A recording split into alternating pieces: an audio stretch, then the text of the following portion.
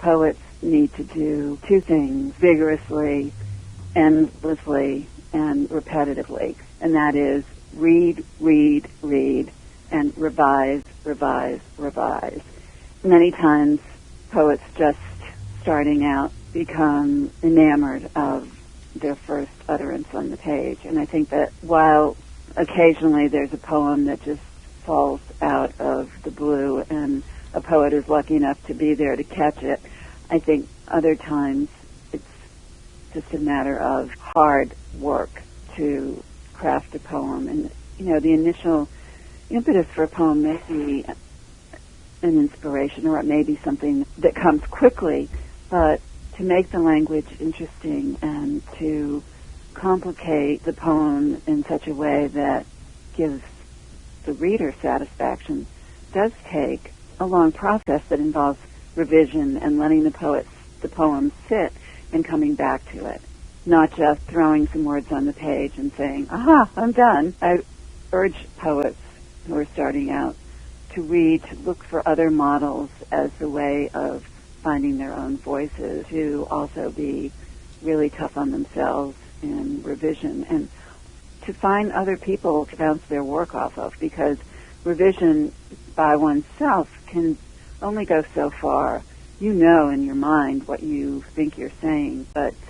how the words appear to someone else and another reader may be very different. Having other people to critique your work, I think, is important. Dark 30. All year, death after death after death. Then today, look how majestically clouds float in the sky. God putting on a show of tenderness, nothing like thoughts that rise and drift in my mind, like flakes shaken in a snow globe, and my brain laboring in its own night, never feeling the punky starlight of dark 30. The time a friend said for us to meet, and had to explain it was half an hour after the first dark, when daylilies fold up and headlights lead the way home, but maybe too early to find the moon turning half its body away, holding it hidden like the black side of a mirror, unseen until it breaks unexpectedly, the way grief breaks over you when you've already given all you've got and hands you tools you don't know how to use. The blush of dark 30 turned bleak when I heard about the dark 30, military time for 12:30 a.m., hour of the deepest dark, when, if I'm awake, as I often am, a storm of thoughts battle one another, now settling unsettlingly on the ways we make war and flaunt it.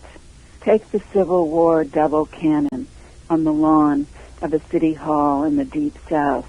twinned so that two cannonballs chained together kill two at a time, often decapitating. And why did a small town, population 932 in rural New Hampshire, import a ballistic missile to crown its village green? Brecht's line floats up, pity the nation that needs heroes, but what to do with the guy pontificating on the Middle East, telling me with the gravest authority that a stupidity, the reason for the strife there, hatred, is in the rock.